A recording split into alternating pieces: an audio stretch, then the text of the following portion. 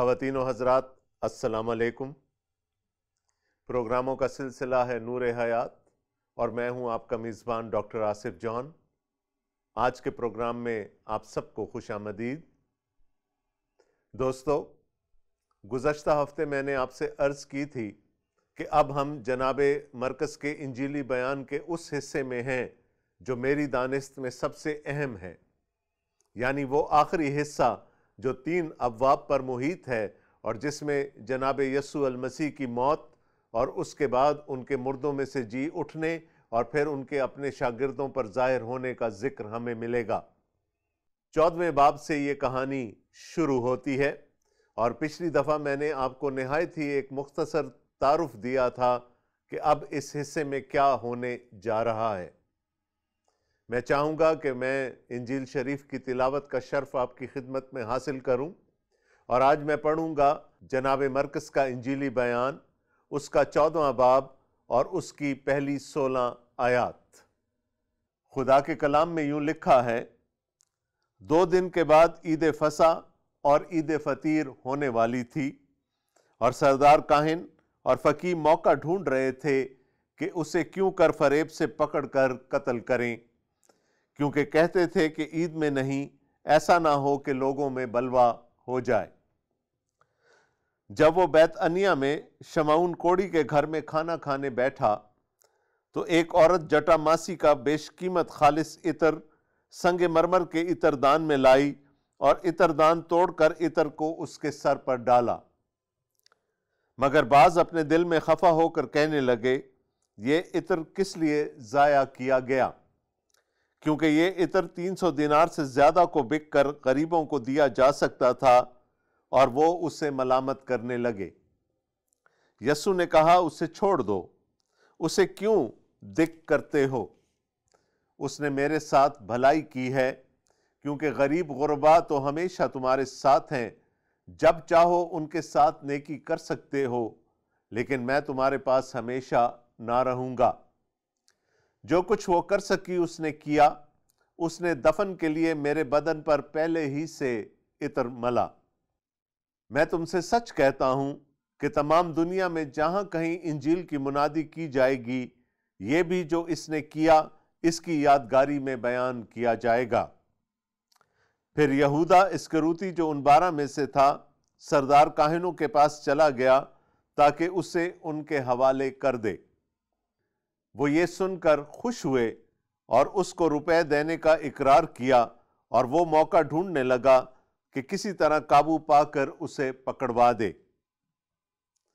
ईद फतीर के पहले दिन, यानी जिस रोज फसा को ज़िबा किया करते थे, उसके शागिर्दों ने उससे कहा, तू कहाँ चाहता है कि हम जाकर तेरे लिए फसा खाने की तैयारी करें? उसने अपने शागिर्दों में से 2 को भेजा और उनसे कहा, शहर में जाओ, एक शख्स पानी का घड़ा लिए हुए तुम्हें मिलेगा, उसके पीछे हो लेना, और जहां वो दाखिल हो उस घर के मालिक से कहना, उस्ताद कहता है कि मेरा मेहमान खाना जहां मैं अपने शागिर्दों के साथ फसा खाऊं कहाँ है? वो आप तुमको एक बड़ा बाला खाना आरास्ता और तैयार दिखाएगा, वहीं हमारे लिए तैयारी करना। बस शागिर्द चले गए और शहर में आकर जैसा उसने उनसे कहा था वैसा ही पाया और फसा को तैयार किया। ये हमारे खुदावंद यस्सु अल मसीह की इंजील है। इसका पढ़ा, सुना और कबूल किया जाना हम सब के लिए बाइस से बरकत हो। आमीन। अजीजों, मैंने आपसे जिक्र किया था कि इस बाब में हम उन चंद किरदारों को देखेंगे जो कि जनाबे यस्सु अल मसीह की मौत के इस पूरे मंजर में हमें इर्द गिर्द नजर आते हैं। आज हो सकता है कि हम उन तमाम किरदारों का अहाता ना कर पाएं, लेकिन आज जो हवाला मैंने आपके सामने तिलावत किया उसमें हमें बहुत सारे किरदार नजर आते हैं। वक्त का तायुन हम पिछले प्रोग्राम में कर चुके हैं। अभी ईद फसा में 2 दिन बाकी थे, यानी हम उस हफ्ते के बुध के दिन का जिक्र कर रहे हैं। उस दिन में किसी भी वक्त यहूदी मजहबी उलमा का एक इजलास हुआ। इस इजलास का ایک خاص ایجنڈا تھا، ایک نکاتی ایجنڈا تھا، اور وہ تھا جناب یسوع المسیح کی موت۔ میں نے آپ کو پچھلے پروگرام میں بتایا تھا کہ یہاں تک آتے آتے جناب یسوع المسیح کی ذات یہودی مذہبی اسٹیبلشمنٹ کے لیے ایک بہت بڑا خطرہ بن چکی تھی۔ ان کو یہ خطرہ تھا کہ لوگ اگر جناب مسیح کے پیچھے چلنے لگے تو پھر ان کی کیا اہمیت، ان کی کیا وقت رہ جائے گی۔ وہ آپس میں اکٹھے ہوئے اور انہوں نے کہا کہ اس شخص کا زندہ رہنا ہمارے حق میں بہتر نہیں ہے، بہتر یہ ہوگا کہ اس کو موت کے گھاٹ اتار دیا جائے۔ ان لوگوں میں جناب مرقس ہمیں بتاتے ہیں کہ کاہن تھے اور فقیہ تھے، یعنی وہ لوگ جن کا مذہب پر اختیار تھا، وہ لوگ اکٹھے ہوئے اور جناب مسیح کی موت کے بارے میں منصوبہ سازی کرنے لگے۔ ان کے لیے یہ بھی ایک خطرہ تھا کہ اگر انہوں نے جناب یسوع المسیح کو عید فصح یا عید فطیر کے دنوں میں پکڑوایا یا ان کو قتل کروایا تو لوگ ان کے خلاف بغاوت نہ کر دیں۔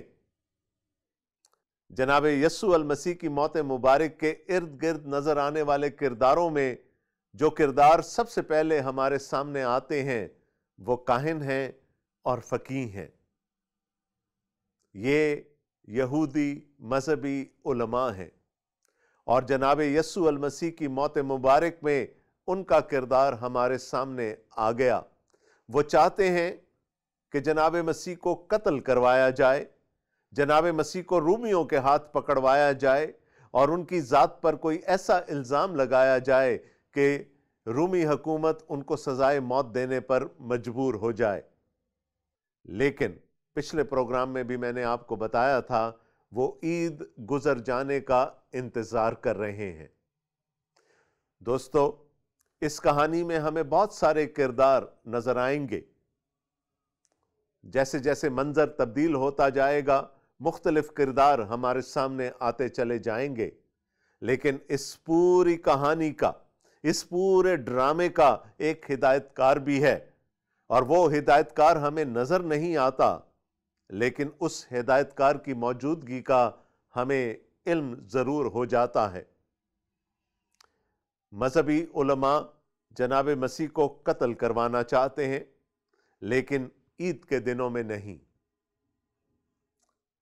اس ڈرامے کا ہدایت کار جناب مسیح کو مصلوب کروانا چاہتا ہے، اور عین عید فطیر کے دن۔ کردار مختلف ہیں، ہدایت کار ایک ہے، اور وہ ہدایت کار ہے خدا تعالیٰ کی اپنی ذات مبارک۔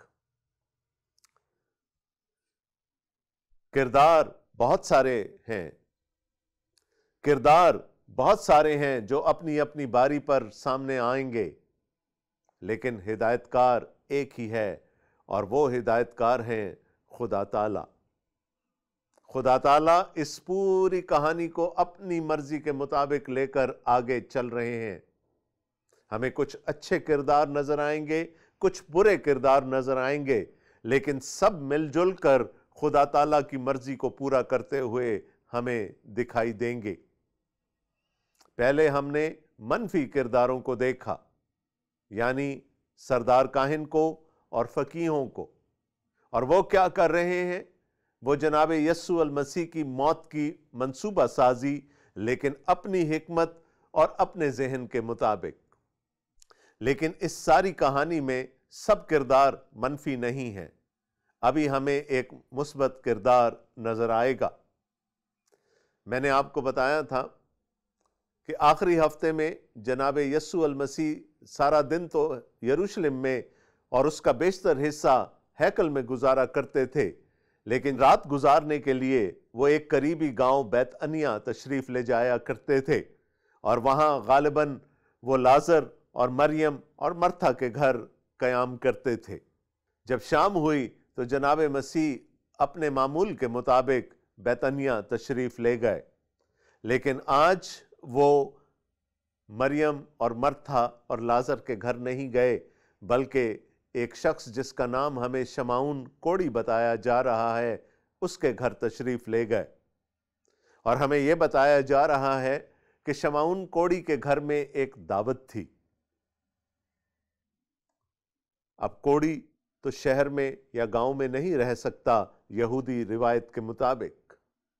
یقیناً یہ ان کوڑیوں میں سے ایک ہوگا جن کو جناب مسیح نے کوڑ سے شفا دی تھی، اور جناب مسیح کے اعزاز میں اس نے اپنے گھر پر دعوت کا اہتمام کیا۔ یاد رکھیے، یہ ایک گاؤں ہے، بیتنیہ ایک گاؤں ہے، ایک چھوٹا سا قصبہ، ایک چھوٹا سا گاؤں ہے۔ جب شمعون کوڑی نے اپنے گھر دعوت کا اہتمام کیا ہوگا تو اس نے اپنے آس پڑوس کے لوگوں کو، بلکہ شاید پورے گاؤں کے لوگوں ہی کو وہاں مدعو کیا ہو۔ اور وہاں ایک عجیب واقعہ پیش آیا۔ اس سے پہلے کہ وہ واقعہ میں آپ کی خدمت میں بیان کروں، میں آپ کو یہ بتانا چاہتا ہوں کہ اہل یہود کی ایک روایت تھی، ایک رسم تھی۔ وہ جب بھی گھر سے باہر جاتے اور پھر واپس آتے تو ان کے پاؤں دروازے ہی پر دھلوائے جاتے تھے۔ ایسا کام یا تو گھر کے غلام کیا کرتے تھے یا پھر گھر کے چھوٹے بچے، اور جو متمول خاندان ہوتے تھے وہاں پر نہ صرف پاؤں دھلوائے جاتے تھے بلکہ پاؤں پر عطر چھڑکا جاتا تھا تاکہ پاؤں کی بدبو سے انسان خود یا ارد گرد بیٹھے ہوئے لوگوں کو کسی قسم کی تکلیف نہ ہو۔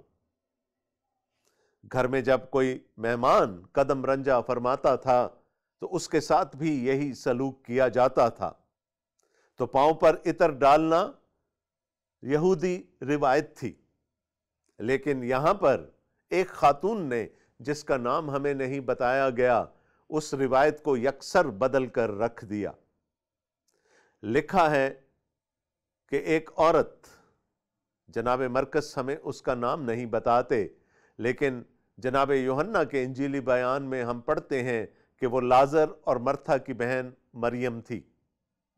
یاد رکھیے گا، یہ وہی مریم ہے جس کے بھائی لازر کو جناب مسیح نے موت کے چوتھے روز قبر میں سے زندہ باہر نکالا تھا۔ اپنے اظہار تشکر کے لیے شمعون کوڑی نے گھر پر دعوت کا اہتمام کیا۔ مریم نے اپنا تشکر ایک اور انداز میں پیش کیا۔ لکھا ہے کہ وہ جٹا ماسی کا خالص عطر لے کر آئیں۔ یہ عطر نہایت ہی بیش قیمت تھا۔ جٹا ماسی کی پیداوار ہندوستان کے علاقوں میں ہوتی تھی اور یہ نہایت ہی خوشبودار پودا تھا۔ اس کا عطر بہت ہی بیش قیمت تھا اور تقریباً اس حوالے کے مطابق 300 دینار میں بکتا تھا۔ دوستو، یاد رہے کہ اس زمانے میں مزدور کی یومیہ اجرت 1 دینار تھی، یعنی یہ ایک مزدور کی پوری سال کی اجرت کے برابر رقم تھی، جس میں کہ جٹا ماسی کا ایک عطر دان آتا تھا، اور چونکہ یہ عطر بہت بیش قیمت تھا، اس کا عطر دان بھی سنگ مرمر کا بنا ہوا ہوتا تھا، جس کی ایک پتلی سی سراہی دار گردن ہوتی تھی، جس میں سے قطرہ قطرہ یہ عطر باہر ٹپکایا جا سکتا تھا۔ کیونکہ یہ بہت قیمتی تھا، اس کو قطروں میں استعمال کیا جاتا تھا۔ ان خاتون نے، ہم مان لیں کہ وہ مریم تھیں، قطرہ قطرہ عطر جناب مسیح کے سر پر نہیں انڈیلا، بلکہ لکھا ہے کہ انہوں نے اس عطر دان کو توڑ دیا، یعنی اس کی گردن کو توڑ دیا تاکہ پورا کا پورا عطر جناب یسوع المسیح کے سر پر انڈیلا جا سکے۔ جس عطر کا ایک قطرہ نہایت خوشبودار ہو، جب اس کی پوری سراہی یا اس کا پورا عطر دان انڈیل دیا جائے گا تو آپ فضا کے مہک جانے کا اندازہ کر سکتے ہیں۔ یقیناً وہ خوشبو بہت دور دور تک گئی ہوگی، اور وہ عطر صرف جناب یسوع المسیح کے سر پر ہی نہیں ٹھہرا ہوگا، بلکہ ٹپک کر ان کے کپڑوں پر، ان کے جسم مبارک پر بھی گرا ہوگا۔ اب وہاں بہت سے لوگ تھے، ان میں سے بہت سو نے یہ سب کچھ ہوتے ہوئے بھی دیکھا ہوگا۔ جنہوں نے نہیں دیکھا ہوگا انہوں نے معلوم کیا ہوگا کہ اس خوشبو کے آنے کا سبب کیا ہے، اور ان کو بتا دیا گیا ہوگا۔ ان لوگوں میں سے کچھ لوگوں نے شکایت کی کہ یہ تو سراسر اسراف ہے، پیسے کا ضیاع ہے۔ یہ عطر اگر بیچ دیا جاتا تو 300 دینار سے زیادہ کا بکتا، اور اگر وہ رقم غریبوں میں، یتیموں میں، بیواؤں میں تقسیم کر دی جاتی تو یقیناً اس کا ثواب بہت بڑا ہوتا۔ دوسرے انجیل نویس ہمیں یہ بتاتے ہیں کہ یہ اعتراض کرنے والے اور کوئی نہیں تھے بلکہ جناب یسوع المسیح کے اپنے ہی ایک حواری یہودا اسکریوتی تھے۔ یہودا کے بارے میں ہم تھوڑی دیر بعد مزید تفصیل جانیں گے۔ یہاں پر لکھا ہے کہ جناب یسوع المسیح خود اس خاتون کے دفاع کے لیے میدان میں اتر آئے۔ انہوں نے کہا اس خاتون نے کچھ غلط نہیں کیا، میں اس دنیا سے جانے والا ہوں،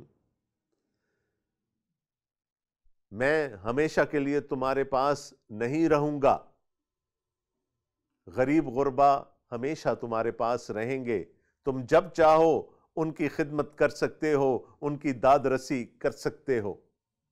انہوں نے کہا اس عورت نے اپنی عقیدت کا، اپنے احترام کا، وہ محبت جو اس کے دل میں میرے لیے ہے، اس کا اظہار یہ عطر میرے سر پر انڈیل کر کیا ہے، اور یہ میری نظروں میں نہایت بیش قیمت ہے۔ یہ اس عورت کی عبادت ہے۔ یہاں پر میں آپ سے ایک سوال کرنا چاہتا ہوں۔ مریم نے عبادت کی، مریم نے اپنی عقیدت کا اظہار کیا، اپنی محبت کا اظہار کیا، نہ صرف وہ کمرہ بلکہ وہ پورا گھر، بلکہ وہ پورا محلہ اس خوشبو سے مہک گیا۔ مریم کی عبادت سے لوگوں کو خوشبو آئی۔ جب میں اور آپ عبادت کرتے ہیں تو کیا ہماری عبادت سے بھی لوگوں کو خوشبو آتی ہے؟ کیا لوگوں کو نظر آتا ہے کہ ہم جس معبود کی عبادت کر رہے ہیں اور جس طریقے سے کر رہے ہیں وہ نہایت ہی راحت انگیز ہے؟ یا لوگ ہماری عبادت سے نالاں ہیں، لوگ چڑ جاتے ہیں، لوگوں کو خوشبو نہیں بلکہ ہماری عبادت سے تعفن کا احساس ہوتا ہو؟ اس سوال پر ضرور غور کیجئے گا۔ اس کے بعد جناب مسیح نے فرمایا کہ اب میری موت کا وقت بہت قریب ہے۔ جناب مسیح نے فرمایا اس عورت نے دفن کے لیے میرے بدن کو تیار کیا ہے۔ جناب مسیح کو معلوم تھا کہ اب ان کی موت نہایت قریب ہے۔ ان کو یہ بھی معلوم تھا کہ جب وہ اس دنیا سے رحلت فرمائیں گے تو اتنا وقت نہیں مل پائے گا کہ ان کے بدن کو دفن کے لیے تیار کیا جا سکے۔ انہوں نے کہا اس عورت نے پہلے سے وہ سارا کام کر دیا، میرے بدن کو دفن کے لیے تیار کر دیا ہے۔ اور پھر اس کے بعد ایسی بات فرمائی کہ جس سے کہ ہمیں یہ کام کرنے والی خاتون یعنی مریم کی خوش بختی کا اظہار ملتا ہے۔ انہوں نے کہا جہاں جہاں انجیل کی منادی ہوگی، اور اس سے پچھلے باب میں وہ بتا چکے ہیں کہ دنیا کی انتہا تک انجیل کی منادی ہوگی، انہوں نے کہا جہاں جہاں انجیل کی منادی ہوگی وہاں وہاں اس عورت کا اور جو کچھ اس نے کیا اس کا ذکر کیا جائے گا، یعنی مریم کی محبت کا جو وہ جناب یسوع المسیح سے رکھتی تھیں، ان کی احترام کا اور ان کی عبادت کی خوشبو کا ذکر دنیا کے کونوں تک، دنیا کی انتہا تک کیا جائے گا۔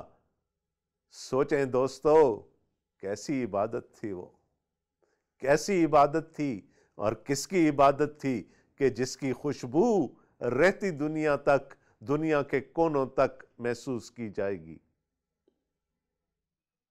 کاش خدا تعالی ہمیں یہ توفیق دے کہ ہم بھی اس طور پر جناب یسوع المسیح کی عبادت کر سکیں کہ ہماری عبادت کی مہکار بھی دنیا کے کونوں تک پہنچ سکے۔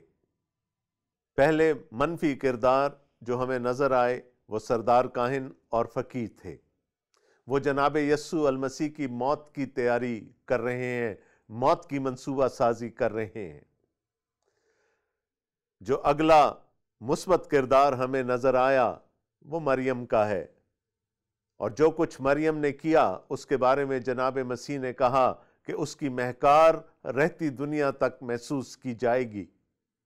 اب ہماری توجہ ایک اور کردار کی طرف، یعنی یہودا اسکریوتی کی طرف کروائی جا رہی ہے۔ یہودا 12 حواریوں میں سے ایک حواری تھا، 12 شاگردوں میں سے ایک شاگرد تھا، اور ہمیں بتایا گیا ہے مختلف اناجیلی بیانات میں کہ جو پوٹلی تھی، جو رقم تھی جو شاگردوں کے اور جناب یسوع المسیح کے استعمال میں آتی تھی، وہ یوحنا کے پاس رہتی تھی، یعنی وہ اس چھوٹے سے گروہ کا خزانچی تھا۔ لیکن یہودا کی نیت میں ہمیشہ سے کھوٹ تھا۔ جناب یوحنا ہمیں بتاتے ہیں کہ وہ پوٹلی میں سے اکثر پیسے اپنے استعمال کے لیے نکال لیا کرتا تھا۔ یہاں پر بھی جب اس نے مریم کو جٹا ماسی کا تیل جناب مسیح کے سر پر ڈالتے ہوئے دیکھا تو اسی نے کہا کہ یہ بیچ کر غریبوں کو دیا جا سکتا تھا، یعنی وہ 300 دینار خزانچی ہوتے ہوئے میرے پاس آتے اور پھر میں دیکھتا کہ ان کا استعمال کس طرح سے کیا جانا ہے۔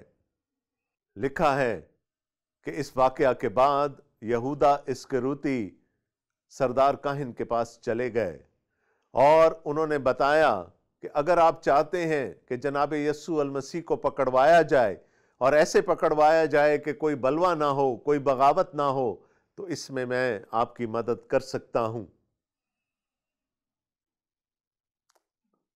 اندھا کیا چاہے 2 آنکھیں۔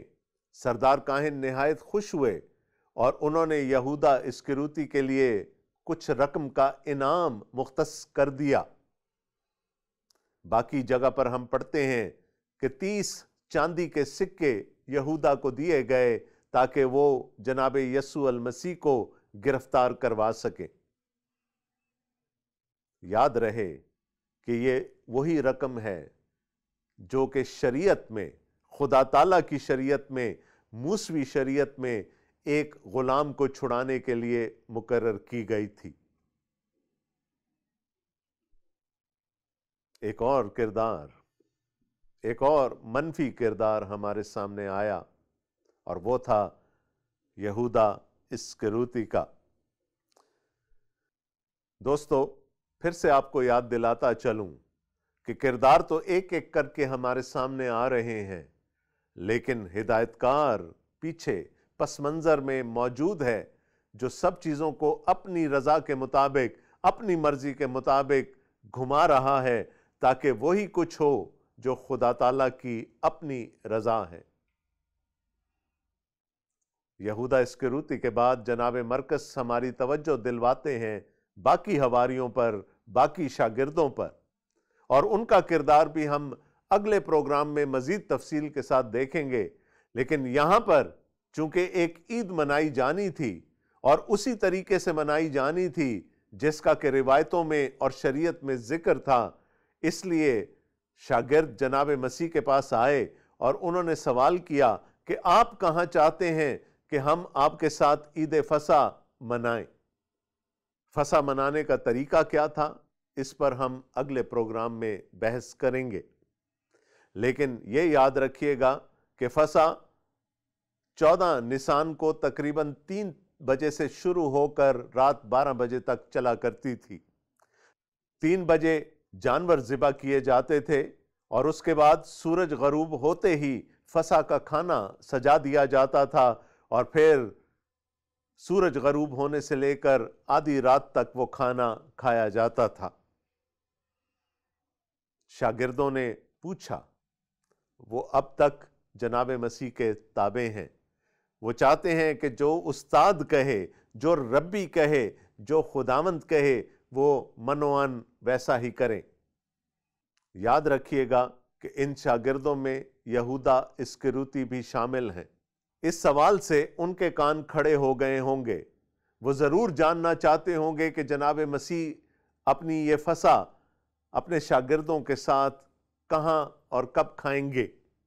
ان کا ارادہ تھا کہ وہ اس جگہ کا پتہ سردار کاہن کو جا کر دے دیں تاکہ وہ رات کے اندھیرے میں ایک سنسان گلی میں اس پتے پر چند سپاہیوں کو بھیج کر جناب یسوع المسیح کو قید کروا لے۔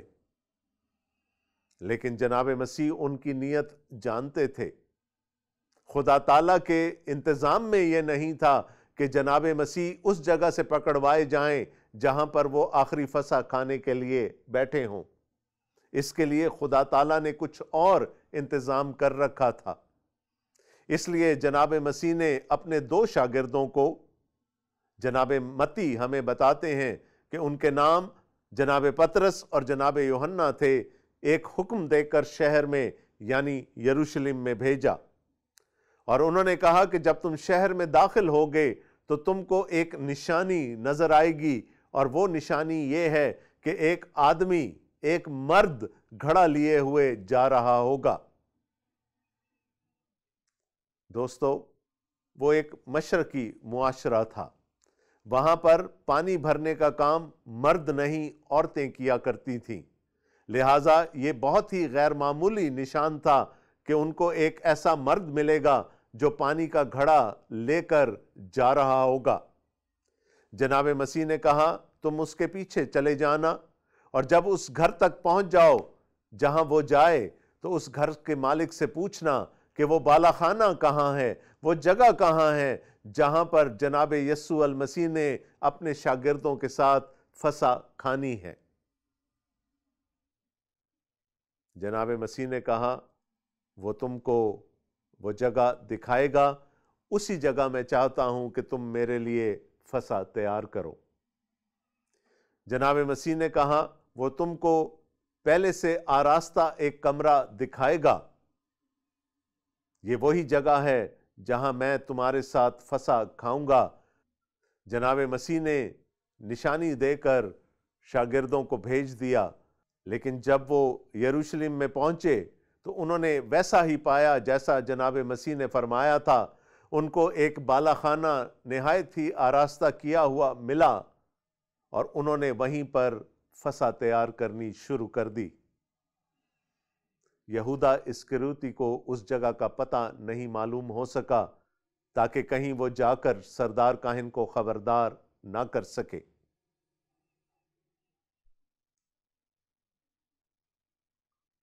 بارہ شاگردوں میں سے، 12 حواریوں میں سے ہم نے ایک منفی کردار کو دیکھا، وہ کردار جو پیسوں کے عوض اپنے مالک کو، اپنے خداوند کو، اس شخصیت کو جس کے ساتھ اس نے 3 سال گزارے ہیں، بیچ دینا چاہتا ہے۔